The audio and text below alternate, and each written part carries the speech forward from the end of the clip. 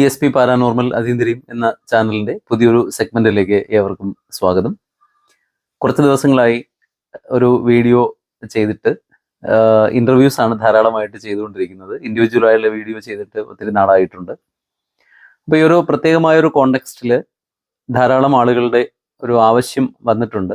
ഈ അടുത്ത കാലത്ത് നടന്ന ഒരു സംഭവത്തിനെ ബേസ് ചെയ്തുകൊണ്ട് ESP പാരാനോർമൽ അതീന്ദ്രിയം എന്ന ചാനലിൻ്റെ ഒരു വെർഷൻ വേണം എന്നുള്ളൊരു ആവശ്യകത ഉണ്ടായതിൻ്റെ പേരിലാണ് ഇന്ന് ഈ വീഡിയോ ചെയ്യുന്നത്.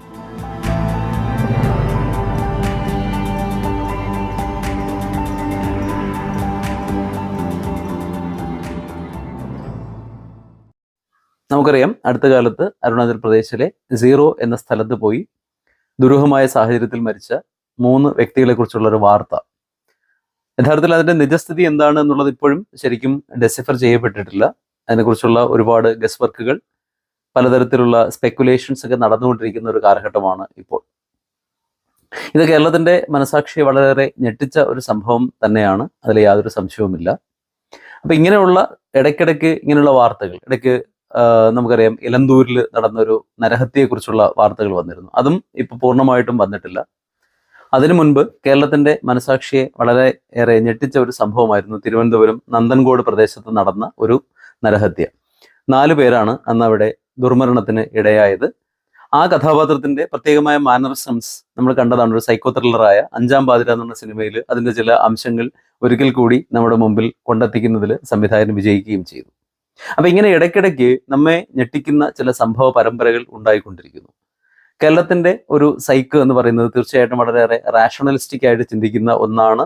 നമ്മുടെ പൊതുബോധം എപ്പോഴും ശാസ്ത്ര ബേസിലുള്ളതാണ് എന്ന് നമ്മൾ അഭിമാനിക്കുകയും വിശ്വസിക്കുകയും ചെയ്യുന്ന സമയത്താണ് പലപ്പോഴും ഇങ്ങനെയുള്ള സംഭവ പരമ്പരകൾ ഇവിടെ അരങ്ങേറുന്നത്. അപ്പോൾ തീർച്ചയായിട്ടും ESP പാരാനോർമൽ അതീന്ദ്രിയം എന്നുള്ള ചാനൽ റാഷണലിസ്റ്റിക് ആയിട്ട് തന്നെയാണ് ഇങ്ങനെയുള്ള അതീന്ദ്രിയ സംഭവങ്ങളെ കൈകാര്യം ചെയ്യുന്നത് എന്ന് നമുക്ക് അറിയാൻ പറ്റും. മാത്രമല്ല, ഇതിൽ വരുന്ന ഏറ്റവും പ്രബുദ്ധരായ പ്രേക്ഷകർ എപ്പോഴും തന്നെ നമ്മെ വളരെയേറെ സപ്പോർട്ട് ചെയ്യുകയും ചെയ്യുന്നുണ്ട്. മുൻപ് പറഞ്ഞ പല സംഭവങ്ങളിലും യഥാർത്ഥത്തിൽ അന്ധവിശ്വാസം എന്നൊരു വാക്ക് നമ്മൾ കൂടുതലായിട്ട് ഉപയോഗിച്ചിരുന്നു. എന്നാൽ അത് ഏത് കോണ്ടെക്സ്റ്റിലാണ് ഉപയോഗിക്കുന്നത് എന്നുള്ളതിനെ കുറിച്ച് നമ്മൾ നന്നായിട്ട് മനസ്സിലാക്കേണ്ട ഒരു ആവശ്യമുണ്ട്.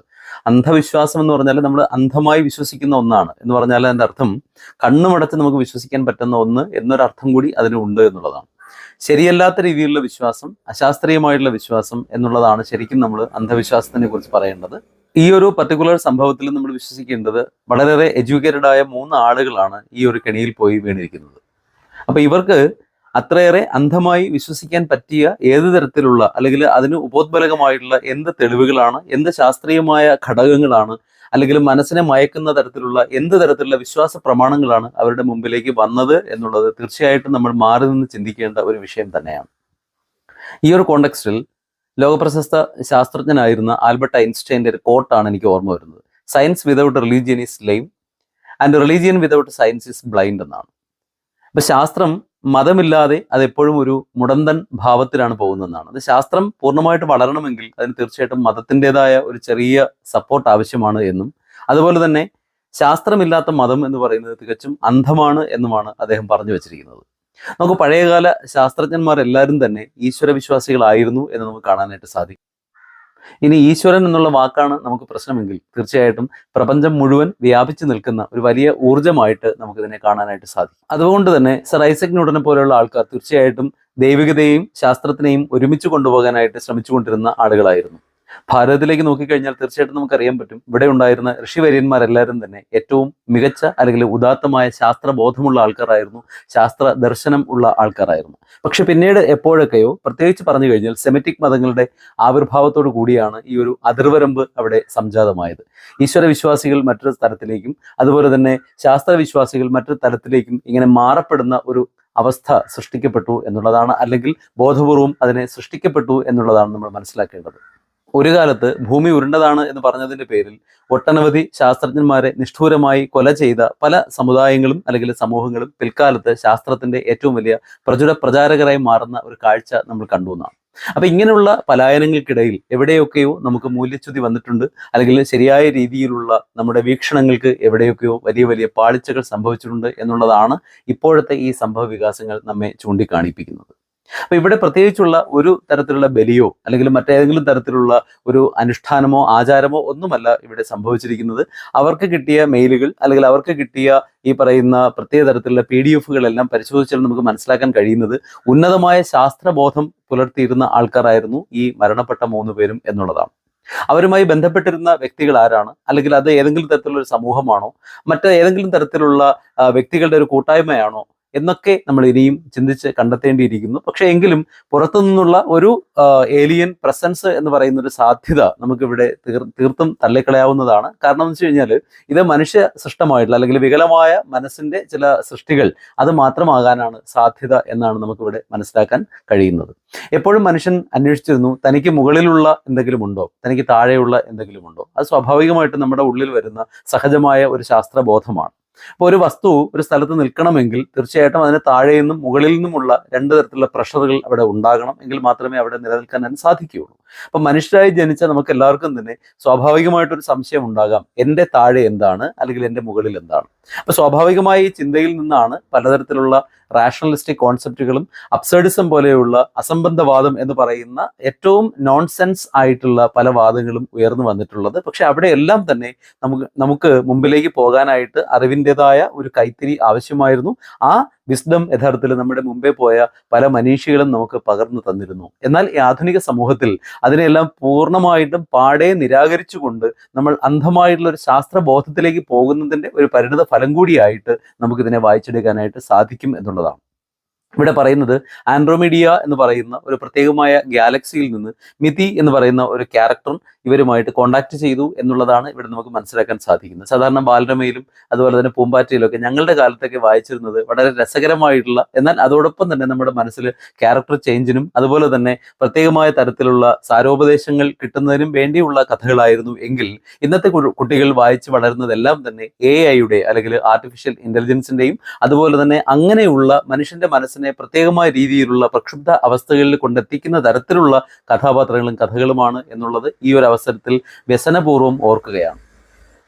ഇപ്പൊ ഏലിയൻ സാന്നിധ്യത്തെക്കുറിച്ചും ഏലിയൻസിനെ കുറിച്ച് കൂടുതലായി പഠിക്കുന്ന ശാസ്ത്രഭാഗങ്ങളുണ്ട് എന്നും അതുപോലെ തന്നെയാണ് ഏലിയൻസിനെ പിന്തുടരുന്നതിന് വേണ്ടി പ്രത്യേകിച്ചുള്ള രഹസ്യ ഗ്രൂപ്പുകൾ അമേരിക്കയിൽ വർക്ക് ചെയ്യുന്നതായിട്ടും ഇങ്ങനെയുള്ള ധാരാളം വാർത്തകൾ വരുന്ന ഒരു കാലഘട്ടമാണ്. അപ്പൊ ആൻഡ്രോമീഡിയ എന്ന് പറയുന്ന ഒരു ഗാലക്സി തീർച്ചയായിട്ടും ഉണ്ട്. പക്ഷെ എവിടെയൊക്കെയോ നമ്മുടെ ചില മാധ്യമ സുഹൃത്തുക്കൾ പടച്ചുവിട്ട ചില കഥകളിൽ അങ്ങനെ ഒരു ഗാലക്സി ഉണ്ടോ എന്നൊക്കെ ചോദിക്കുന്നതും കേട്ടു. അപ്പൊ നമ്മുടെ എവിടെയെന്ന് വെച്ച് കഴിഞ്ഞാൽ ബീറ്റിംഗ് ഇൻ ദ ബുഷ് എന്ന് പറയുന്ന പോലെയാണ്, കാടടിച്ച് വെടിവെക്കുക എന്ന് പറയുന്നു. ഒരു വാർത്ത കിട്ടിക്കഴിഞ്ഞാൽ അതിനെക്കുറിച്ച് പൊടിപ്പും തൊങ്ങലും വെച്ച് നമ്മുടേതായ ഭാവനാ സങ്കല്പങ്ങൾ അനുസരിച്ച് നമ്മൾ പുതിയ കഥകൾ മെനഞ്ഞുകൊണ്ടിരിക്കുകയാണ് നമ്മൾ ചെയ്തുകൊണ്ടിരിക്കുന്നത്. അപ്പൊ യഥാർത്ഥത്തിലുള്ള സത്യം ഇതിൻ്റെ ഇടയിൽ എവിടെയോ വിസ്മൃതമായി പോകുന്നു എന്നാണ് നമ്മൾ മനസ്സിലാക്കേണ്ടത്. അപ്പൊ ഇവർ നടത്തി എന്ന് പറയുന്ന ഈ സംഭാഷണ ശകലങ്ങളിൽ നിന്ന് നമുക്ക് മനസ്സിലാകുന്നത് ഭൂമിയിലെ 90% മനുഷ്യരും അതുപോലെ തന്നെ മൃഗങ്ങളെയും എല്ലാം മറ്റ് 2 ഗ്രഹങ്ങളിലേക്ക് അധിനിവേശം നടത്താനായിട്ട് പോകുന്നു. അതുപോലെ തന്നെ ദിനോസറുകൾ മരിച്ചിട്ടില്ല, ദിനോസറുകൾ പ്രപഞ്ചത്തിന്റെ മറ്റേതോ ഭാഗത്തുള്ള ഒരു ഗാലക്സിയിലേക്ക് മാറ്റിയതാണ്. അപ്പോൾ അതുപോലെ ഭൂമിയിലെ ജീവിതം കുറെ കൂടി കഴിയുമ്പോൾ ദുസ്സഹമായി തീർന്നു, ഇവിടെ ഒരിക്കലും ഇനി ജീവിക്കാൻ സാധിക്കുകയില്ല. അതുകൊണ്ട് ഇപ്പോൾ നിങ്ങൾക്ക് എന്ത് ചെയ്യാൻ പറ്റും, നിങ്ങൾക്ക് മറ്റൊരു ഗ്രഹത്തിലേക്ക് പോകാനായിട്ട് സാധിക്കും തുടങ്ങി മനുഷ്യ മനസ്സിനെ വളരെയേറെ എന്താ പറയുക ഒരു പ്രഹേളികയുടെ രൂപത്തിലേക്ക് കൊണ്ടെത്തിക്കുന്ന തരത്തിലുള്ള ചോദ്യോത്തരങ്ങളാണ് ഇവരുടെ ഈ PDF കോപ്പിയിൽ കിട്ടിയത്. അത് കംപ്ലീറ്റ് ആയിട്ട് നമുക്കിപ്പം പലയിടത്തും അവൈലബിൾ ആണ്, വായിച്ചു നോക്കാനായിട്ട് സാധിക്കുന്നുള്ളതാണ്. സാധാരണയായിട്ട് നമ്മൾ ഈ ശാസ്ത്ര അപസർപ്പക നോവലുകൾ വായിക്കുമ്പോൾ പലപ്പോഴും നമ്മുടെ മനസ്സിൽ ഇങ്ങനെയുള്ള ചില ചിന്താധാരകളൊക്കെ വരാറുണ്ട്. H.G. വെൽസിന്റെ ഈ ശാസ്ത്ര അപസർപ്പക കഥകളുണ്ട് അല്ലെങ്കിൽ നാടകങ്ങളുണ്ട്, H.G. വെൽസിന്റെ ശാസ്ത്ര അപസർപ്പക സാഹിത്യ രചനകൾ ഉണ്ട്, ധാരാളമുണ്ട്. അതിലൊരെണ്ണം ഇതുപോലെ ഏതോ ഒരു സമയത്ത് റേഡിയോയിൽ നാടകമായിട്ട് പ്രക്ഷേപണം ചെയ്ത സമയത്ത് അതിൻ്റെ ആ ഒരു മാസ്മരികത കൊണ്ട് ആളുകളെല്ലാം തന്നെ വീട് വിട്ട് റോഡിലേക്ക് ഇറങ്ങുകയും അവരെ പലായനം ചെയ്യുകയും ചെയ്തു എന്ന് പറയുന്നു. അന്യഗ്രഹ ജീവികൾ അവിടുത്തെ റേഡിയോ സ്റ്റേഷൻ ആക്രമിച്ച് കീഴ്പ്പെടുത്തി എന്നുള്ളതായിരുന്നു അതിൻ്റെ ആ ഒരു തുടക്കത്തിൽ വന്ന അതിൻ്റെ ഒരു അവതരണം. അപ്പൊ ഇങ്ങനെ മനുഷ്യന്റെ മനസ്സിനെ എപ്പോഴും വിഭ്രമിപ്പിക്കുന്ന പലതരത്തിലുള്ള സാധനങ്ങളുണ്ട്. അതിലേറ്റവും പ്രധാനപ്പെട്ട ഒന്ന് എന്ന് പറയുന്നത് തീർച്ചയായിട്ടും ഈ വിചിത്രമായ രീതിയിലുള്ള ET ആണ്. പക്ഷേ ഇവ കണ്ടു കളയുന്നതോടൊപ്പം അവ പോകുന്നില്ല, പകരം അവ നമ്മുടെ മനസ്സിന്റെ അബോധതലങ്ങളിൽ എവിടെയൊക്കെയോ സൂപ്പർ ഹീറോസ് ആയിട്ട് അല്ലെങ്കിൽ മറ്റേതെങ്കിലും തരത്തിലുള്ള രൂപങ്ങളായിട്ട് അല്ലെങ്കിൽ രൂപാന്തരങ്ങൾ പ്രാപിച്ച ആളുകളായിട്ട് നമ്മുടെ ഉള്ളിൽ അവ അധിനിവേശം നടത്തുന്നു അല്ലെങ്കിൽ അവ കുടികൊള്ളുന്നു എന്നുള്ളതാണ് സത്യം. അപ്പൊ അന്യഗ്രഹ ജീവികൾ യഥാർത്ഥത്തിൽ ഉണ്ടോ എന്ന് ചോദിക്കുമ്പോൾ പലപ്പോഴും നമ്മുടെ മനസ്സിൽ വരുന്നത് UFOകളാണ്, അൺഐഡന്റിഫൈഡ് ഫ്ലൈയിങ് ഓബ്ജക്ട്സ്, നമ്മൾ പറക്കും തളിക എന്നൊക്കെ പറയുന്ന ചില സംഗതികൾ. അത് പല ഭാഗങ്ങളിലും വിഷ്വലൈസ് ചെയ്യപ്പെട്ടു എന്ന് പറയുന്നു, അത് പല ആളുകളെയും കൊണ്ടുപോയി എന്ന് പറയുന്നു. ഇങ്ങനെയുള്ള പൊടുപ്പും തൊങ്ങലും വെച്ച ധാരാളം കഥകൾ നമ്മൾ കേട്ടിട്ടുണ്ട്. അതിലെല്ലാം തന്നെ ഏറ്റവും മികച്ച ശാസ്ത്രത്തിന്റെ പിൻബലം കൂടി നമുക്ക് കിട്ടിയിട്ടുമുണ്ട് എന്നുള്ളതാണ്. അപ്പൊ അതുകൊണ്ട് തന്നെ ഇങ്ങനെയുള്ള വസ്തുതകൾ യഥാർത്ഥത്തിൽ ശരിയാണോ, അല്ലെങ്കിൽ അങ്ങനെയുള്ള വസ്തുതകൾ ഉണ്ടോ എന്നുള്ളതാണ് നമ്മൾ മനസ്സിലാക്കേണ്ട ഒരു കാര്യം.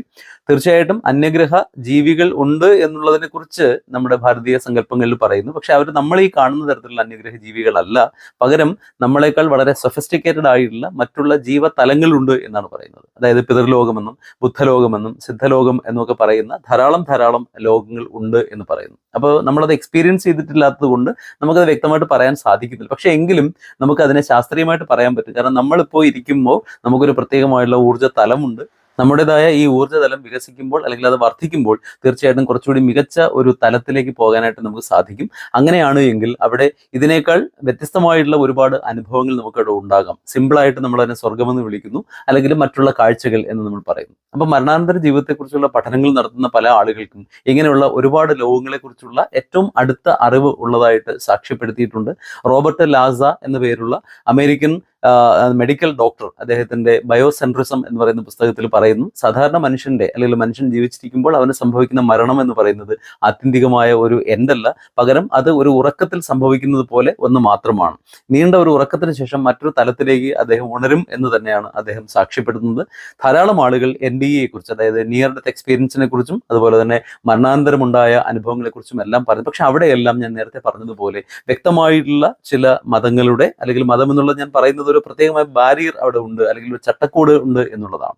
അപ്പൊ സുവ്യക്തമായിട്ടുള്ള ചില തെളിവുകളുടെയും അതുപോലെ തന്നെ സുവ്യക്തമായിട്ടുള്ള ചില പദ്ധതികളുടെയും ഭാഗമായിട്ടുള്ള ഈ പുനർലോക നിർമ്മിതികൾ എന്ന് പറയുന്നത് നമുക്ക് ഒരിക്കലും പ്രശ്നമുണ്ടാക്കുന്ന ഒന്നല്ല. തീർച്ചയായിട്ടും ഞാൻ പറയുന്നുണ്ട്, നമ്മുടെ ചാനലിൽ കാണുന്ന പല ആളുകളും ഇപ്പം തന്നെ വെജിറ്റേറിയൻസിൽ തിരിയുന്നതായിട്ട് കാണുന്നു, ഈ പക്ഷികൾക്ക് വെള്ളം വെച്ചു കൊടുക്കുന്നു. അപ്പം നമ്മുടെ ജീവിതത്തിൽ കുറെ നന്മകൾ നമ്മൾ കൊണ്ടുവരാൻ ശ്രമിക്കുന്നത്. കാരണം ഈ നന്മയുടെ ഭാഗമായിട്ട് നമുക്ക് മറ്റെന്തെങ്കിലും ഒരു പോസിറ്റിവിറ്റി കിട്ടുമെങ്കിൽ അത് നല്ലതാണ് എന്നുള്ളതാണ്. അപ്പൊ അതുകൊണ്ടാണ് നമ്മൾ കർമ്മ ഡൈനാമിക്സിനെ കൂടുതലായിട്ട് ഇമ്പോർട്ടൻസ് കൊടുത്തുകൊണ്ട് എപ്പോഴും സംസാരിക്കുന്നത്. അപ്പൊ അതുകൊണ്ടാണ് പറയുന്നത് science without religion is lame, അല്ലെ? അപ്പൊ ഒരു മതം എന്ന് പറയുന്നത്, മതം എന്ന് പറഞ്ഞാൽ ക്രോഡീകരിക്കപ്പെട്ട ചില പ്രത്യേകമായ സംഹിതകളുടെയും ആശയങ്ങളുടേതുമായ ഒരു എന്താ പറയുക, ഒരു കൂട്ടത്തിനെയാണ്, അല്ലെങ്കിൽ ഒരു സംഹിതയാണ്, അല്ലെങ്കിൽ അതിൻ്റെതായ ഒരു വ്യവസ്ഥയാണ് നമ്മൾ മതം എന്നതുകൊണ്ടുകൂടി ഉദ്ദേശിക്കുന്നത്. മതം എന്ന് പറഞ്ഞാൽ അഭിപ്രായം എന്ന് തന്നെയാണ് അർത്ഥം. അപ്പൊ ഇത് നമ്മുടെ മുൻപേ സഞ്ചരിച്ച പല ആളുകളും അവരുടെ ജീവിതത്തിലുണ്ടായ പലതരത്തിലുള്ള എക്സ്പീരിയൻസ് നമുക്ക് ഒരിക്കലും അത് ചിന്തിക്കാൻ കഴിയുകയില്ല. ഇപ്പൊ 90s കിഡ്സിനെ കുറിച്ചൊക്കെ സാധാരണ പറയാറുണ്ട്, നമ്മൾ ഈ മൊബൈൽ ഫോൺ ഇല്ലാത്ത കാലത്തും ജീവിച്ചിട്ടുണ്ട്, മൊബൈൽ ഫോൺ ഉള്ള കാലത്തും ജീവിച്ചിട്ടുണ്ട്, ഇലക്ട്രിസിറ്റി ഇല്ലാത്ത കാലത്തും ജീവിച്ചിട്ടുണ്ട്, ഇലക്ട്രിസിറ്റി ഉള്ള കാലത്തും ജീവിച്ചിട്ടുണ്ട്. അപ്പൊ ആ കാലത്തിനും അതിൻ്റെതായ നന്മകളുണ്ട്, അതിൻ്റെതായുള്ള ഒരുപാട് ദർശനങ്ങളുണ്ട്, വെളിപ്പെടുത്തലുകളുണ്ട്, അടയാളപ്പെടുത്തലുകളുണ്ട്, മനസ്സിലാക്കലുകളുണ്ട്. അതുകൊണ്ട് തന്നെ നമുക്ക് പറയാൻ പറ്റും, നമുക്ക് മുമ്പേ സഞ്ചരിച്ച ഒരുപാട് ആൾക്കാർ, നൂറ്റാണ്ടുകൾക്ക് മുമ്പ് താമസിച്ചിരുന്ന അല്ലെങ്കിൽ സഹസ്രാബ്ദങ്ങൾക്ക് മുമ്പ് താമസിച്ചിരുന്ന ആളുകൾ, അവരും എന്ത് ചെയ്തു, അവർക്ക് അവരുടേതായ കോഡുകൾ ഉണ്ടായിരിക്കാം, അവർക്ക് അവരുടേതായ മെസ്സേജുകൾ ഉണ്ടായിരിക്കാം, എല്ലാം. അപ്പൊ അതുകൊണ്ട് അത് പൂർണ്ണമായിട്ട് തെറ്റാണെന്ന് ഒരിക്കലും പറയാനായിട്ട് നമുക്ക് സാധിക്കുകയില്ല. കാരണം അവരുടെ സംഭാവനയാണ് നമ്മൾ ഇന്ന് ഉപയോഗിക്കുന്ന ഗണിതവും അതുപോലെ തന്നെ ഭാഷയും എല്ലാം, ആശയങ്ങളും എല്ലാം അവരുടെ സംഭാവനയാണ്, നമ്മൾ കണ്ടുപിടിച്ചതല്ല. അതുകൊണ്ട് തന്നെ അവരുടെ ദർശനങ്ങൾ പൂർണ്ണമായിട്ട് ശരിയായിരുന്നു എന്ന് വിശ്വസിക്കാനാണ് ഞാനൊക്കെ ആഗ്രഹിക്കുന്നത്. അപ്പൊ ഞാൻ പറഞ്ഞു വന്നത്, എപ്പോഴും ശാസ്ത്രത്തിന്റെ പിറകെ നമ്മൾ പോകുമ്പോൾ നമുക്ക് അവിടെ കൃത്യമായിട്ടുള്ള ചില ഈ പറയുന്ന ഒരു ചട്ടക്കൂട് വേണം. ആ ചട്ടക്കൂടിൽ തീർച്ചയായിട്ടും നമുക്ക് തരുന്ന എല്ലാ മതങ്ങളും യഥാർത്ഥത്തിൽ ബേസിക്കലി നമുക്ക് തരുന്നത് ഏറ്റവും നല്ല പ്രവർത്തികൾ ചെയ്യാൻ വേണ്ടി മാത്രമാണ്. അതിനെ മനുഷ്യൻ അതിനെ വേറെ രീതികളിലേക്ക് അതിനെ മാറ്റാൻ ശ്രമിക്കുമ്പോഴാണ് അവിടെ ഈ പറയുന്ന പ്രശ്നങ്ങളും അല്ലെങ്കിൽ പ്രതിസന്ധികളും ഉണ്ടാകുന്നത്. ഒരു മതവും ബേസിക്കലി തെറ്റല്ല, കാരണം എല്ലാ മതത്തിന്റെയും ദർശനങ്ങൾ നമുക്കറിയാം. ഏറ്റവും നല്ല ഒരു ജീവിതം നിങ്ങൾ നയിക്കൂ, തീർച്ചയായിട്ടും നിങ്ങൾക്ക് അവിടെ സ്വർഗവും നരകവും തീരുമാനിക്കപ്പെടുന്നത് നിങ്ങളുടെ പ്രവൃത്തി കൊണ്ടാണ് എന്ന് തന്നെയാണ് പറയുന്നത്. അത് സഹജീവികളുടെ സ്നേഹമാണ്, അല്ലെ? പുഴുത്ത ഒരു പട്ടിക്ക് ഭക്ഷണം കൊടുത്ത ഒരു സ്ത്രീക്ക് സ്വർഗരാജ്യം കിട്ടിയെന്ന് ഖുർആൻ ഉദ്ധരിച്ചുകൊണ്ട് നമുക്ക് പറയാനായിട്ട് സാധിക്കും. അപ്പൊ അങ്ങനെ നല്ല ശമരിയാക്കാരന്റെ കഥ, the story of the good Samaritan, നമ്മൾ കേട്ടിട്ടുള്ളതാണ്.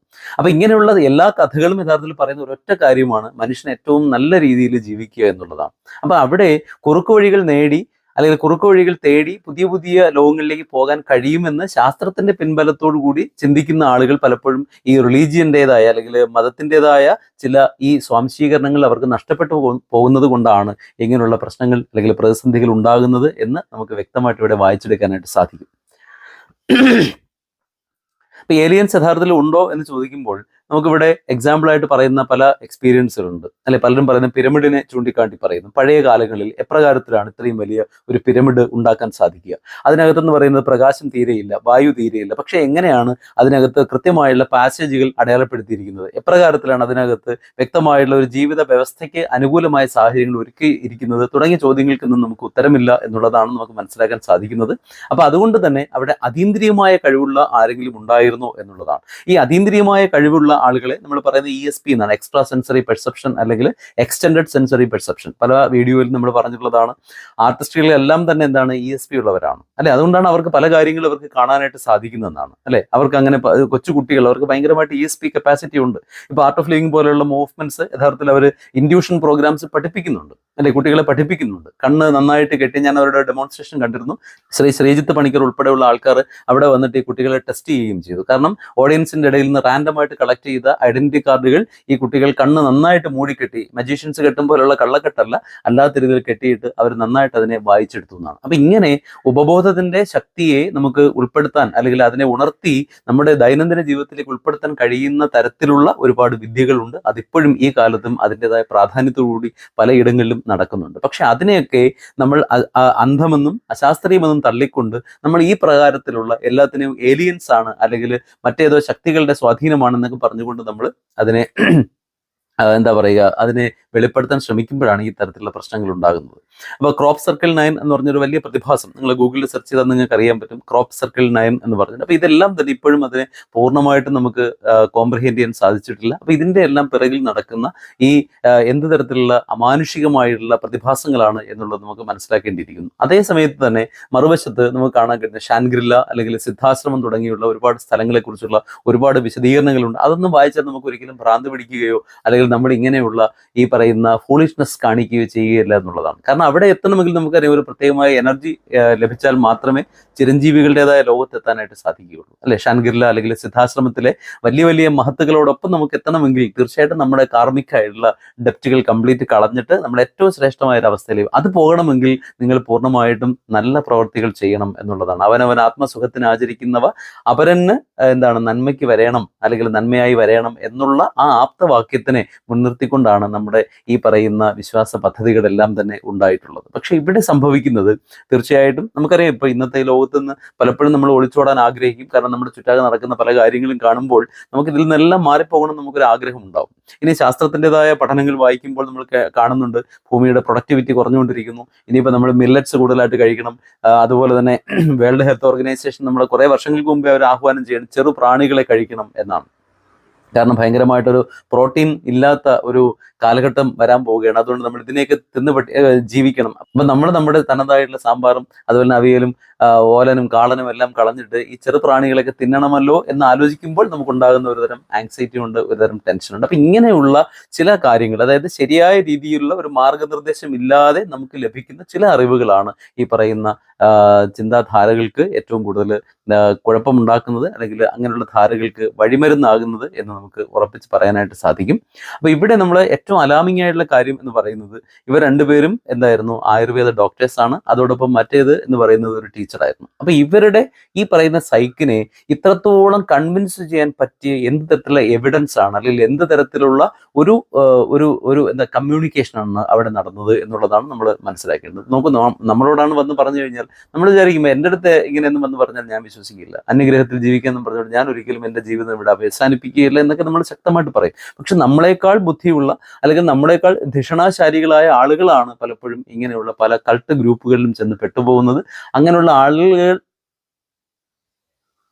ഇങ്ങനെയുള്ള കൾട്ട് ഗ്രൂപ്പുകളിൽ ചെന്ന് പെട്ടുപോകണമെങ്കിൽ അവരെ കൺവിൻസ് ചെയ്യിപ്പിക്കുന്ന എത്രയോ തരത്തിലുള്ള സ്ട്രോങ് ആയിട്ടുള്ള എവിഡൻസ് ഫാക്ടേഴ്സ് അവർക്ക് അവിടെ കൊടുക്കാൻ സാധിക്കണം. അല്ലെങ്കിൽ അവരുടെ സബ്ലിമിനൽ ലെവലുകളിൽ ഏതെങ്കിലും തരത്തിലുള്ള കോഡിംഗ് കൊടുത്തുകൊണ്ട് അവരുടെ ചിന്താധാരകളെ മൊത്തത്തിൽ മാറ്റിമറിക്കാനുള്ള ഒരു കഴിവ് ഈ പറയുന്ന പർട്ടിക്കുലർ ആയിട്ടുള്ള കൾട്ട് ഗ്രൂപ്പുകൾക്ക് ഉണ്ടാകണം എന്നുള്ളത് വളരെ പ്രധാനമായ ഒരു സംഗതിയായിട്ട് അടിവരയിട്ട് പറയാൻ ഞാൻ ആഗ്രഹിക്കുന്നു. നമ്മൾ കേട്ടിട്ടുള്ളതാണ് ലോകത്ത് എമ്പാടും വലവീശിയുള്ള ചില പ്രത്യേകമായ കൾട്ട് ഗ്രൂപ്പുകളുണ്ട്.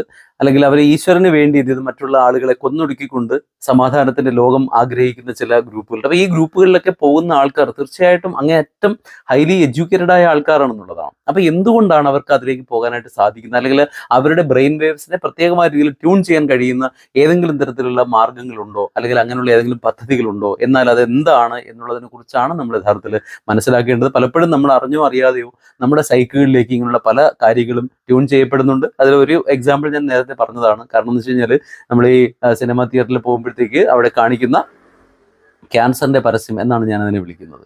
കാരണം അത് യഥാർത്ഥത്തിൽ ഒരു ബോധവൽക്കരണമാണെങ്കിൽ യഥാർത്ഥത്തിൽ എന്ത് ചെയ്താൽ മതി, ആ ഒരു പ്രോഡക്റ്റ് ബാൻ ചെയ്താൽ മതി. അല്ലാതെ അതിനെക്കുറിച്ചുള്ള ഇത്രയും ഭീകരമായുള്ള ദൃശ്യങ്ങൾ, വിഷ്വൽസ് നമുക്ക് തരുന്നു. എല്ലാവർക്കും അറിയാം, പലപ്പോഴും പല ആളുകളും ഐസ്ക്രീം നുണയുകയോ അല്ലെങ്കിൽ പോപ്കോൺ കഴിക്കുകയോ ചെയ്യുന്ന സമയത്താണ് ഈ പറയുന്ന ഇതിന്റെ ബീജാവാപം അവിടെ ഇടുന്നതാണ്. വിഷ്വൽ കോഡിങ്ങുകളാണ്. അപ്പൊ ഇങ്ങനെയുള്ള ധാരാളം വിഷ്വൽ കോഡിങ്ങുകളും അതുപോലെ തന്നെ ഐഡിയ കോഡിങ്ങുകളും എല്ലാം ഉള്ള ഒരു ലോകത്താണ് നമ്മളിപ്പോൾ ജീവിച്ചിരിക്കുന്നത്.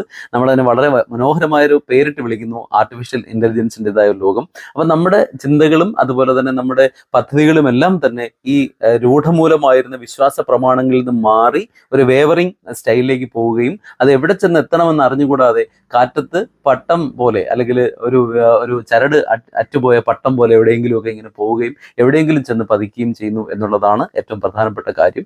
അപ്പൊ നമ്മളൊന്ന് ആലോചിച്ച് നോക്കും, നമ്മുടെ കേരളത്തിൽ പ്രത്യേകിച്ചും എത്ര മനോഹരമായിട്ടുള്ളൊരു സംസ്കാരമാണ് നമുക്കിവിടെ ഉണ്ടായിരുന്നതെന്നാണ്. അല്ലെ, അതിൽ കുറെ ഉണ്ട്. അതിൽ നമ്മൾ ഈ അധികാരം, രതി, പണം, ഇത് മൂന്നും എപ്രകാരത്തിലാണ് നമ്മുടെ മനസ്സിൽ കുഴപ്പങ്ങൾ ഉണ്ടാക്കുന്നതെന്ന് ഓഷോ തീർച്ചയായിട്ടും അദ്ദേഹത്തിന്റെ പുസ്തകത്തിലൂടെ പറഞ്ഞു തരുന്നുണ്ട്. അപ്പൊ അങ്ങനെയുള്ള ഈ അധികാര ശക്തികൾ ഉണ്ടാക്കിയ കുറെ വിഭ്രമാത്മകതകളുണ്ട്. തീർച്ചയായിട്ടും അങ്ങനെയുള്ള ഭ്രമയുഗങ്ങൾ ഇവിടെ ഉണ്ടായിരുന്നു.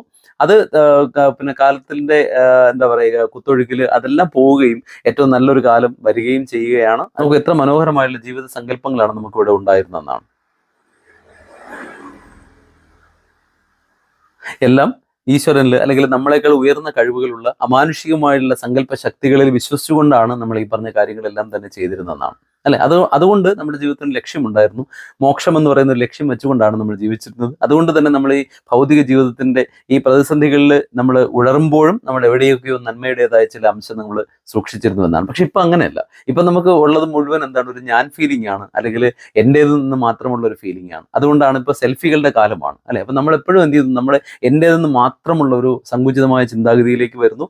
എനിക്ക് എവിടെയെങ്കിലും പോകണം. ഇപ്പൊ ചന്ദ്രനിൽ വസ്തു വാങ്ങിക്കുന്നു, ചൊവ്വയിൽ വസ്തു വാങ്ങിക്കുന്നു, അതൊക്കെയാണ് ആളുകളുടെ ഏറ്റവും വലിയ ക്രൈസ് എന്ന് പറയുന്നത്. ബാക്കി അതിന്റെ ഭാവി എന്തോ ആയിക്കോട്ടെ, പക്ഷെ വാട്ട് എവർ ഇറ്റ് ഈസ്, ഞാൻ ഇപ്പോഴേ അത് ചെയ്യണം, I'm going to invest in that one എന്നുള്ള ഒരു മത്സര മനോഭാവം നമ്മുടെ ഉള്ളിലുള്ളതാണ്. ഈ മത്സര മനോഭാവമാണ് ഇതിനെല്ലാത്തിനും കാരണം. അതുകൊണ്ട് ഈ പറയുന്ന പ്രതിസന്ധികളിൽ നിന്ന് മാറി സമാധാനത്തിൻ്റെതായ ഒരു ഗ്രഹത്തിലേക്ക് എനിക്ക് പോകാൻ സാധിക്കുമെന്നുള്ള മിഥ്യാധാരണകളുടെ പിറകെ ആളുകൾ ഓടുന്നു. അത് സാധാരണക്കാരായ ആളുകളല്ല, ഏറ്റവും മികച്ച ശാസ്ത്രബോധമുള്ള ആൾക്കാരാണ്, ഏറ്റവും മികച്ച രീതിയിലുള്ള വിദ്യാഭ്യാസമുള്ള ആളുകളാണ് എന്നുള്ളതാണ് ഏറ്റവും അലാമിംഗ് ആയിട്ടുള്ള ഒരു ഫാക്ടർ എന്ന് പറയുന്നത്. ഈ അടുത്ത കാലത്ത് എൻ്റെ ഒരു സുഹൃത്ത് എനിക്ക് ഓസ്ട്രേലിയയിൽ നിന്ന് അയച്ചു തന്ന ഒരു സംഗതിയുണ്ട്, ഫ്ലാറ്റ് എർത്ത് തിയറി എന്നാണ് പറയുന്നത്. ഭൂമി ഉരുണ്ടതല്ല, പരന്നതാണ് എന്ന് വിശ്വസിക്കുന്ന ഒരു വലിയ കൾട്ട് ഗ്രൂപ്പ് ഉണ്ടെന്നാണ്. നമുക്കത് ഒരിക്കലും കേട്ട് കഴിഞ്ഞാൽ നമ്മൾ നിസ്സാരമായിട്ട് തള്ളിക്കളയും. പക്ഷെ അതിൽ വിശ്വസിക്കുന്ന ആളുകൾ വളരെ വലിയ സയന്റിഫിക് ബാക്ക്ഗ്രൗണ്ടുള്ള ആൾക്കാരാണ്. നാസയിൽ നിന്ന് റിട്ടയർ ചെയ്ത സയന്റിസ്റ്റുകൾ പോലും അതിൻ്റെ പിറകിലുണ്ട് എന്ന് പറയുമ്പോഴാണ് നമുക്കിതിൻ്റെ ഒരു വ്യാപ്തി മനസ്സിലാകുന്നത്. അപ്പൊ തീർച്ചയായിട്ടും അങ്ങനെയുള്ള ആളുകൾ നമ്മുടെ മുമ്പിൽ വന്ന് ഓരോന്ന് പറഞ്ഞ് കൺവിൻസ് ചെയ്യുമ്പോൾ അവരുടെ കയ്യിലുള്ള എവിഡൻസുകൾ അത്രയും സ്ട്രോങ് ആണ് എങ്കിൽ തീർച്ചയായിട്ടും നമ്മുടെ ഇവിടെ എന്ത് ചെയ്യുന്നു, വിശ്വസിക്കാനായിട്ട് പ്രേരിതരാകും. അതിന് യാതൊരു സംശയവുമില്ല.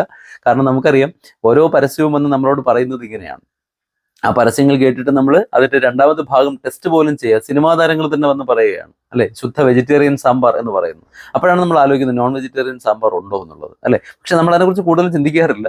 അപ്പൊ നമ്മൾ എന്ത് ചെയ്യുന്നു, ഈ പറഞ്ഞ സാധനങ്ങളിലെല്ലാം പിറകെ പോകുന്നു. അങ്ങനെ പോകാനായിട്ട് നമുക്ക് ഒരു പ്രത്യേകമായുള്ള എബിലിറ്റി ഉണ്ട്. അത് ഏറ്റവും കൂടുതൽ എനിക്ക് തോന്നുന്നു കേരളത്തിലാണ് എന്ന് വളരെ വിഷമത്തോടു കൂടി നമ്മൾ പറയേണ്ട ഒരു സാഹചര്യം കൂടിയാണ്. അപ്പൊ ഇങ്ങനെ ഫ്ലാറ്റ് എർത്ത് തിയറി എന്ന് പറഞ്ഞൊരു സങ്കല്പത്തിൽ വിശ്വസിക്കുന്ന ആയിരക്കണക്കിന് ആളുകളുണ്ട്. അവർ അതിൽ വിശ്വസിക്കണമെങ്കിൽ തീർച്ചയായിട്ടും എന്ത് ചെയ്യണം, അവർക്ക് അവരുടേതായ എവിഡൻസുകൾ കിട്ടിക്കണം. വെറുതെ ആരും വിശ്വസിക്കില്ല. അപ്പൊ അങ്ങനെ വിശ്വസിപ്പിക്കുന്ന തരത്തിലുള്ള കാര്യങ്ങളാണ് ഈ പ്രപഞ്ചത്തിൽ നടന്നുകൊണ്ടിരിക്കുന്നത്. ഈ അടുത്ത കാലത്ത് ഒരെണ്ണത്തിൽ കണ്ടു, ഭൂമിയുടെ അടിയിലുള്ള ഏറ്റവും വിശാലമായിട്ടുള്ള ഒരു സമുദ്രത്തെക്കുറിച്ച്, അല്ലെ. അത് വളരെ സയന്റിഫിക് ആയിട്ടുള്ള എവിഡൻസുകളോടുകൂടിയാണ് അവർ പറഞ്ഞിരിക്കുന്നത്. അത് പലപ്പോഴും നമുക്ക് ഈ മതപരമായ പല കാര്യങ്ങളുമായിട്ട് നമുക്ക് കണക്ട് ചെയ്ത് പറയാനും സാധിക്കുന്നുണ്ട്. അല്ലെ? ഈ 7-14 ലോകങ്ങളെ കുറിച്ചൊക്കെ ഭാരതീയ സങ്കല്പത്തിൽ പറയുന്നുണ്ട്. അപ്പൊ തീർച്ചയായിട്ടും ഇതല്ലാതെ മറ്റൊരു ലോകമുണ്ട്, അതിൽ യാതൊരു സംശയവുമില്ല. കാരണം എന്ന് വെച്ച് കഴിഞ്ഞാൽ അങ്ങനെ ഉണ്ടായേ പറ്റൂ, അല്ലെങ്കിൽ ഇത്രയും പറയുന്ന ഈ കോടാനുകോടി നക്ഷത്രങ്ങളും കോടാനുകോടി നക്ഷത്രങ്ങൾ ചേർന്ന കോടാനുകോടി ഗാലക്സികളും ഉണ്ടാകേണ്ട യാതൊരു കാര്യവുമില്ല. പക്ഷെ അവിടേക്ക് എത്തണമെങ്കിൽ അതിന് അതിൻ്റെതായ ചില പ്രത്യേകമായ ഗ്രഡേഷൻസ് ഉണ്ട്, ചില പ്രത്യേകമായുള്ള ജീവിതചര്യകളുണ്ട്, പ്രത്യേകമായ ചില പ്രോസസ്സുകളുണ്ട്. അല്ലാതെ ഒറ്റയടിക്ക് നമുക്ക് ഒരിടത്തും ഒരിക്കലും പോകാനായിട്ട് സാധിക്കുകയില്ല എന്നുള്ളതാണ് നമ്മൾ മനസ്സിലാക്കേണ്ട ഏറ്റവും പ്രധാനപ്പെട്ട കാര്യം. അപ്പോൾ ഇങ്ങനെയുള്ള ഒരുപാട് കാര്യങ്ങൾ നമ്മെ വന്ന് അലട്ടുമ്പോൾ യഥാർത്ഥ വിശ്വാസം നമുക്കുണ്ടാകണം, അല്ലെ? എന്നിൽ അചഞ്ചലമായ വിശ്വാസം ഉണ്ടാകണം എന്ന് പറയുന്നത് പോലെ നമ്മൾ എന്ത് ചെയ്യണമെന്നാണ്, ആ വിശ്വാസമാണ് നമ്മൾ എപ്പോഴും കാത്തു സൂക്ഷിക്കേണ്ടതെന്നാണ്. അപ്പൊ ധാരാളം തരത്തിലുള്ള ഗലാക്റ്റിക് ഗ്രൂപ്പുകൾ ഉണ്ടെന്നും അവിടെ ധാരാളം വിചിത്രമായിട്ടുള്ള അനുഭവങ്ങൾ നടക്കുന്ന, ഏറ്റവും സുഖകരമായിട്ടുള്ള അനുഭവങ്ങൾ തരുന്ന ഒരുപാട് ഗ്രഹങ്ങളുണ്ട് എന്നൊക്കെ ആളുകൾ പറഞ്ഞ് വിശ്വസിപ്പിക്കുമ്പോൾ ആ വിശ്വസിപ്പിക്കാൻ അവരുപയോഗിക്കുന്ന ടൂളുകൾ എന്താണ്, അവരതിനുവേണ്ടി ഉപയോഗിക്കുന്ന കോഡുകൾ എന്താണ്, അവരതിനുവേണ്ടി നിരത്തുന്ന തെളിവുകൾ എന്താണ്, ഇതൊക്കെയാണ് നമ്മൾ മനസ്സിലാക്കേണ്ടത്. അപ്പോൾ വളരെ വലിയ ഡ്രാക്കോണിയൻ ഗ്രൂപ്പുകൾ ലോകത്തിന്റെ പല ഭാഗങ്ങളിലായി പ്രവർത്തിക്കുന്നു എന്നുള്ളതിൽ യാതൊരു സംശയവുമില്ല. കാരണം അവരെപ്പോഴും എന്ത് ചെയ്യുന്നു, അവർക്ക് ചില പ്രത്യേകമായുള്ള വിഷ്യസ് ആയിട്ടുള്ള ഒരുപാട് ലക്ഷ്യങ്ങളുണ്ടാകും. കാരണം ലോകത്തിന്റെ ഒരു വലിയ വിഭാഗത്തിനെ ഇല്ലാതാക്കണം എന്നുള്ളത് ഒരു ചെറിയ വിഭാഗം എന്നും ആഗ്രഹിച്ചുകൊണ്ടിരിക്കുന്ന ഒരു കാര്യമാണ്. കാരണം അവരുടെ സങ്കല്പം അനുസരിച്ച് അവരൊരു 10-100 വർഷങ്ങൾക്ക് അപ്പുറമുള്ളൊരു ലോകമല്ല കാണുന്നത്, 5000-10,000 വർഷങ്ങൾക്ക് ശേഷമുള്ളൊരു കാലമാണ് അവർ വിഭാവനം ചെയ്യുന്നത്. ആ സമയത്ത് തൻ്റെ രക്തത്തിൽ പിറന്നവർ, അല്ലെങ്കിൽ തൻ്റെ എന്താ പറയുക, തൻ്റെതായ പെഡിഗ്രി പേർന്നവർ, അല്ലെങ്കിൽ തൻ്റെ വംശശുദ്ധിയുടേതായ ലക്ഷണങ്ങൾ കാണിക്കുന്നവർ എന്ത് ചെയ്യണം, ഈ ഭൂമി ഭരിക്കണം എന്ന് ആഗ്രഹിക്കുന്ന വലിയ വലിയ ഗ്രൂപ്പുകൾ ഉണ്ടെന്നാണ്. അപ്പൊ അവരുടെ ലക്ഷ്യം എന്ന് പറയുന്നത് പലതരത്തിലും എന്ത് ചെയ്യുക, ഈ ബാക്കിയുള്ള ആൾക്കാരെ ഉന്മൂലനം ചെയ്യുക എന്നുള്ളതാണ്. അപ്പൊ അങ്ങനെയുള്ള കെണികളിൽ നമ്മൾ ഒരിക്കലും വീണു പോകാതിരിക്കാൻ ശ്രദ്ധിക്കണം എന്നാണ് നമുക്ക് ഏറ്റവും കൂടുതൽ നന്നായിട്ട് മനസ്സിലാക്കേണ്ട ഒരു പ്രധാനപ്പെട്ട പാഠം എന്ന് പറയുന്നത്. അപ്പൊ വൈകുന്നേരങ്ങളിൽ നമ്മൾ വീട്ടിൽ അന്തിതിരി കത്തിക്കുക, അല്ലെങ്കിൽ നിങ്ങൾ ഏത് മതത്തിൽപ്പെട്ട ആണെങ്കിലും ശരി, നിങ്ങൾക്ക് പാരമ്പര്യമായിട്ട് പകർന്നു കിട്ടിയ ആ വിശുദ്ധിയുടേതായ എന്താ പറയുക, അതിൻ്റെ ലക്ഷണങ്ങൾ നിങ്ങൾ പ്രകടിപ്പിക്കുക, അതിൻ്റെതായ പാഠങ്ങൾ നിങ്ങൾ എന്ത് ചെയ്യുക, ദിവസവും അതിനെ ഉരുവിടുക, അത് നിങ്ങൾ ജീവിതത്തിൽ കൊണ്ടുവരിക എന്നാണ്. അപ്പൊ ഏറ്റവും മഹത്തായിട്ടുള്ള രീതിയിൽ നമുക്ക് ജീവിക്കാനായിട്ട് സാധിക്കും. ചെറിയ രീതിയിലുള്ള ത്യാഗങ്ങൾ ചെയ്തുകൊണ്ട്, ചെറിയ രീതിയിലുള്ള നന്മകൾ ചെയ്തുകൊണ്ട് ഏറ്റവും മഹത്തായ ഒരു ജീവിതം നമുക്ക് ജീവിച്ചു തീർക്കാനായിട്ട് സാധിക്കും. നമുക്ക് എല്ലാവർക്കും ഓരോ ഫിംഗർ പ്രിന്റ് ഉണ്ട്, അതൊരിക്കലും ഇനി വരികയില്ല, അത് മുമ്പൊരിക്കലും ഉണ്ടായിട്ടുമില്ല. എന്ന് വെച്ചാൽ നമ്മളായിട്ട് മാത്രം ഈ ഭൂമിയിൽ വന്നതാണ്. അപ്പൊ അതുകൊണ്ട് തന്നെ നമ്മൾ ഈ പറയുന്ന ജീവിത രസം അതിൻ്റെ ഏറ്റവും അവസാനം വരെ ഏറ്റവും നന്നായിട്ട് നുണഞ്ഞ് എല്ലാം കണ്ട് അനുഭവിച്ചിട്ട് ശാന്തമായിട്ട് വേണം നമ്മൾ ഈ ഭൂമിയിൽ നിന്ന് പോകാൻ. അനായാസേന മരണം എന്ന് പറയാറുണ്ട്, അല്ലെ? അനായാസമായിട്ട് നമുക്ക് മരിച്ചു പോകാൻ സാധിക്കണം. ഏറ്റവും അതുവരെ നമ്മൾ എന്ത് ചെയ്യണം, ഈശ്വര ചിന്തയോടുകൂടി ഏറ്റവും നല്ല പ്രവർത്തികൾ ചെയ്ത് ഏറ്റവും നല്ല ഒരു ഇതായിട്ട് ഈ ഭൂമിയിൽ ജീവിച്ചു പോകണം എന്നുള്ളൊരു ദൃഢനിശ്ചയം നമ്മൾ ഈ നിമിഷം എടുക്കേണ്ടതാണ്. ഇങ്ങനെയുള്ള യാതൊരു കൾട്ടുകളുടെ പിറകിലും എനിക്ക് പോകേണ്ട ആവശ്യമില്ല. കാരണം ഞാൻ വിശ്വസിക്കുന്ന ഈശ്വരൻ എന്ന് പറയുന്നത് എന്നെ ഈ പ്രപഞ്ചത്തിൽ സൃഷ്ടിച്ച ഒരാളാണ്. തീർച്ചയായിട്ടും അദ്ദേഹത്തിന് എന്നെക്കുറിച്ച് ചില പദ്ധതികളുണ്ട്. അതുകൊണ്ട് കഴിഞ്ഞ വീഡിയോയിൽ മോഹൻജി പറഞ്ഞതുപോലെ മേക്കസ് അവൈലബിൾ, നമ്മൾ എപ്പോഴും ഈശ്വരന്റെ ആ ഹിതത്തിന് വേണ്ടി നമ്മൾ സ്വയം തയ്യാറായിരിക്കുക, അല്ലെ? നമ്മൾ അവൈലബിൾ ആകുക എന്നാണ്, അല്ലെ? അദ്ദേഹത്തിന്റെ പദ്ധതികൾക്ക് വേണ്ടി നമ്മൾ എന്ത് ചെയ്യുക, നമ്മൾ സജ്ജരായിരിക്കുക എന്ന് മാത്രമാണ് നമുക്കിവിടെ പറയാനായിട്ടുള്ളത് എന്നാണ്. സെവന്ത് ഡേ അഡ്വന്റിസ്റ്റുകളുടെ ഒരു പ്രത്യേക മതവിഭാഗവും ശാഖയുമായിട്ടുള്ള ഡേവിഡിയൻസ് ബ്രാഞ്ചിന്റെ തലവനായിരുന്ന ഡേവിഡ് കൊറേഷിനെ കുറിച്ചാണ്. വെളിപാടിന്റെ പുസ്തകത്തിന്റെയും 7 മുദ്രകളുടെയും വ്യാഖ്യാനങ്ങൾ അടങ്ങിയ അദ്ദേഹത്തിന്റെ അപ്പോകലിപ്റ്റിക് ബൈബിൾ എന്ന ഒരു ഗ്രന്ഥം ധാരാളം അനുയായികളെ ആകർഷിച്ചു. ഏറ്റവും ഒടുവിൽ അദ്ദേഹം എന്ത് ചെയ്യുന്നു, ഈ അനുയായികളെല്ലാം സ്വർഗരാജ്യം കൊടുക്കാം എന്ന് പറഞ്ഞുകൊണ്ട് ഒരു വലിയ സ്ഥലത്തേക്ക് വിളിച്ചു കൂട്ടുകയും ഒടുവിൽ ആ കൂടാരത്തിന് തീപിടിച്ച് എല്ലാവരും വെന്തു മരിക്കുകയും ചെയ്ത ഒരു കഥയാണ്.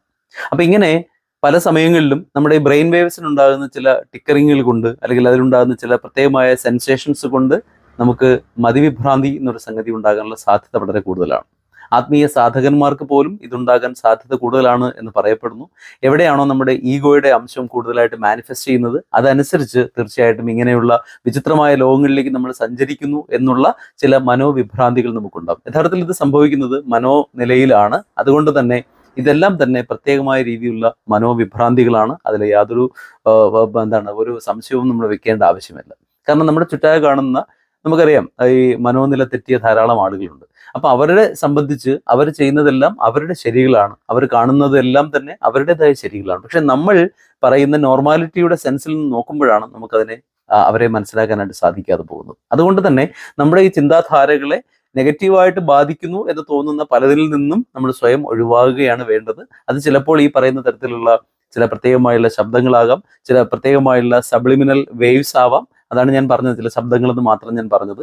അല്ലെങ്കിൽ ചില പ്രത്യേകമായ കോഡുകളുള്ള ചിത്രങ്ങളായിരിക്കാം, അല്ലെങ്കിൽ ചില പ്രത്യേകമായുള്ള മെസ്സേജുകളായിരിക്കാം, അല്ലെങ്കിൽ ചില പ്രത്യേകമായ ആളുകളുടെ വാക്ധോരണികളായിരിക്കാം. പക്ഷെ ഇത് ഏതായാലും ശരി, നമ്മുടെ വിശ്വാസം പാറ പോലെ അടിയുറച്ചതാണ് എങ്കിൽ, അല്ലെ, നമ്മുടെ വീടുകൾ നിർമ്മിക്കേണ്ടത്, ഭവനങ്ങൾ നിർമ്മിക്കേണ്ടത് എപ്പോഴും ഉറച്ച പാറപ്പുറത്താണ് എന്ന് നമ്മൾ പറയുന്നു, അല്ലെ. അതൊരിക്കലും മണലിന്റെ പുറത്തല്ല, കാരണം അത് പെട്ടെന്ന് മണൽ കൊട്ടാരം തകർന്നു വീഴും. അപ്പൊ അതുകൊണ്ട് ഏറ്റവും ഉറച്ച വിശ്വാസം നമുക്കുണ്ടാവണം. ഞാൻ ഈ ഭൂമിയിൽ വന്നിരിക്കുന്നത്, I have A mission here, ഏറ്റവും സന്തോഷത്തോടെ ഞാൻ ഇവിടെ ജീവിച്ചു പോകണം, എൻ്റെ കർമ്മങ്ങളിൽ ഞാൻ വിശുദ്ധി പാലിക്കണം, എങ്കിൽ മാത്രമേ എനിക്ക് തീർച്ചയായും ഏറ്റവും ഉയർന്ന ഒരു തലത്തിലേക്ക് എത്താനായിട്ട് സാധിക്കുകയുള്ളൂ. ആ തലമെന്ന് പറയുന്നത് ആത്മാവിന്റെ തലത്തിലുള്ളതാണ്. അതിലേക്ക് പോകാൻ കുറുക്കു വഴികൾ ഒന്നും തന്നെയില്ല, പ്രവർത്തികൾ മാത്രമാണ്. താൻ നിരന്തരം ചെയ്യുന്ന പാപങ്ങൾ താൻ അനുഭവിച്ചിടുകന്നേ വരും. ഈ ഒരു കർമ്മസിദ്ധാന്തത്തെ മാത്രം മനസ്സിലാക്കിയാൽ മതി നമുക്ക് ജീവിതം ഏറ്റവും സുഖകരമായിട്ട് ജീവിച്ചു പോകാനായിട്ട് സാധിക്കും. അതുകൊണ്ട് ഇങ്ങനെയുള്ള ഏടാകൂടങ്ങളിൽ ചെന്ന് പെട്ടുകഴിഞ്ഞാൽ നമ്മുടെ ജീവിതം നശിച്ചു പോകുന്നു. അതുകൊണ്ട് തന്നെ ഈ വരുന്ന ഓരോരുത്തർക്കും അവരുടേതായ ഹിഡൻ വെസ്റ്റഡ് ഇൻട്രസ്റ്റുകൾ കാണും. തീർച്ചയായിട്ടും അങ്ങനെയുള്ള വലകളിൽ പോകാതെ ഏറ്റവും മികച്ച രീതിയിലുള്ള നിങ്ങളുടേതായ വിശ്വാസം അതെന്തോ ആയിക്കോട്ടെ, ആ വിശ്വാസത്തിൽ മുറുകെ പിടിച്ചുകൊണ്ട് ശാസ്ത്രബോധത്തോടു കൂടി ഏറ്റവും മികച്ച ഒരു ജീവിതത്തിലേക്ക് പോകാൻ നമുക്ക് ഏവർക്കും സാധിക്കട്ടെ എന്ന പ്രാർത്ഥനയോടുകൂടി ഇന്നത്തെ ഈ ഒരു സെഗ്മെന്റ് ഇവിടെ പൂർണ്ണമാകുന്നു. ഇത് കണ്ടുകൊണ്ടിരുന്ന ഏവർക്കും ഹൃദയത്തിന്റെ ഭാഷയിൽ നന്ദി.